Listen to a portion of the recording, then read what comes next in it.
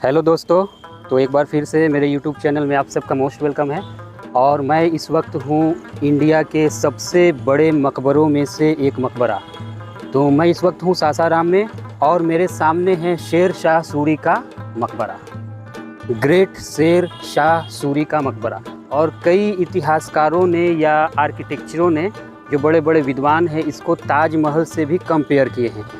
तो ये सासाराम में है, बिहार के 550 सालों से इसी तरह खड़ा है और बिल्कुल शानदार है, भव्य है। मतलब कि एक आर्किटेक्चर का एक नमूना है, बेजोड़ नमूना है। शेर शाह सूरी के मकबरे को जानने के लिए वो हिस्ट्री के पन्नों को पलटना बहुत ज़रूरी है।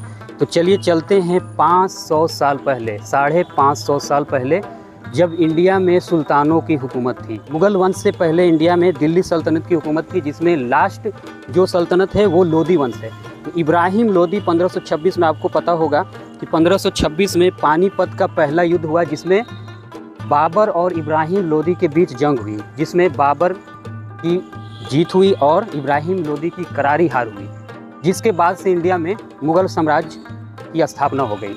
तो मुग़ल साम्राज्य की स्थापना और शेर शाह सूरी दोनों में एक कनेक्शन। शेर शाह सूरी के दादा इब्राहिम खान सूरी और पिता हसन खान सूरी, फादर, वो लोग अफ़गान से इंडिया आए थे, अफ़गानिस्तान से रोज़गार की तलाश में इंडिया आए थे और बाबर के फ़ौज में शामिल हो गए शेर शाह सूरी। और हसन खान सूरी जो उनके पिता थे, वो इब्राहिम लोदी के टाइम से ही इस इलाके में, ख़ास करके बंगाल के इलाका ये पहले हुआ करता था, बिहार बंगाल मिल के बंगाल हुआ करता था। बंगाल के सूबेदार ने इनको सासाराम का जागीरदारी सौंप दी शेर शाह के पिता को, और उसके बाद फिर शेर शाह को मिली। इसका मतलब कि जो सासाराम ये शहर है, शेर शाह का अपना शहर है, यहीं पे पले बढ़े हैं। 1526 के बाद 1530 तक बाबर हिंदुस्तान पे हुकूमत किया। 1530 में बाबर का इंतकाल हो गया। उसके बाद हुमायूं आए।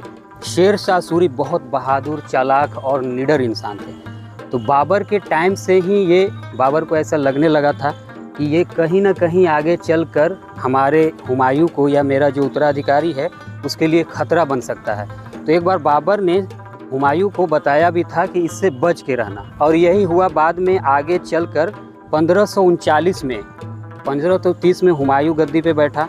उसके बाद 1539 में शेर शाह और हुमायूं के बीच युद्ध हुआ, चौसा का युद्ध, जिसमें शेर शाह की जीत हुई और हुमायूं को खदेड़ कर भगा दिया गया।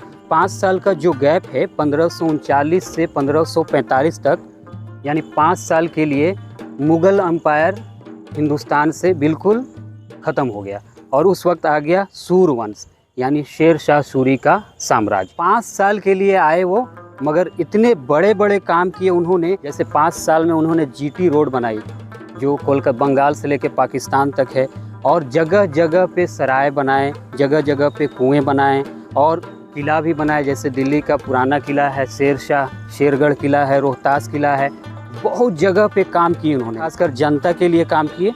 तो शेर शाह सूरी का नाम इसीलिए बहुत मशहूर है इतिहास में, क्योंकि ये बहुत इंसाफ पसंद बादशाह थे। 1540 में शेर शाह खुद ने इसका निर्माण करवाया, अपने मकबरे का आगाज़ करा दिया था। 1545 में शेर शाह की मृत्यु हो गई। कालिंजर युद्ध में बारूद में जलने से, विस्फोट होने से उनकी मृत्यु हो गई, और ये लगभग बनकर तैयार था। यानी इनके बाद थोड़ा सा पार्ट जो बाकी था, उनके बेटे सलीम शाह ने इसको पूरा किया। ये जो मकबरा है, एक बहुत बड़े झील के बीच में बनाया गया है। झील की लंबाई 1150 फीट है करीब, और चौड़ाई है 850 फीट। तो आप सोच सकते हैं कि इसमें 3-4 फुटबॉल ग्राउंड आ सकते हैं। आप आगे आइए, दिखा सकते हैं, आप करीब से देख सकते हैं झील को। मकबरा एक बड़े चबूतरे के ऊपर बनाया गया है, जिसकी हाइट, जो आप वाटर देख रहे हैं, पानी से 30 फीट है। उसके ऊपर मकबरा है, और मकबरे की हाइट जो है चबूतरे से 120 फीट है। यानी टोटल ऊंचाई इस मकबरे की अगर ली जाए तो पानी से 150 फीट ऊंचा है। तो आप दिखने में आपको नहीं लग रहा होगा कि इतना ऊंचा ये मकबरा है। 150 फीट मतलब 12 से 15 तल्ला हाइट है इसकी। तो इस तरह से इसको डिज़ाइन किया गया है। और देखिए, मकबरे में जाने के लिए एक 350 फीट का लंबा पुल बनाया गया है। पैसेज के थ्रू आप जा सकते हैं। और इधर आप देखिए, एक नज़र इधर भी आइए। अभी मकबरे के अंदर हम लोग नहीं गए हैं। साइड में जो है थोड़ा सा रास्ता है जिसमें गार्डनिंग की गई है। ऊपर भी आकर आप देखिए, मतलब इस मकबरे पे बिहार सरकार ने थोड़ा ध्यान दिया है और देने की ज़रूरत है। खासकर मकबरे के आसपास बहुत गंदगी है, उसको साफ़ करने की ज़रूरत है। तो ये देखिए, ये जो रास्ता है करीब करीब मेरे हिसाब से अगर वॉल से आप लेंगे, दीवार से इसकी चौड़ाई वहाँ तक, तो 50 से 60 फीट होगा ये चौड़ा, 50 से 60 फीट।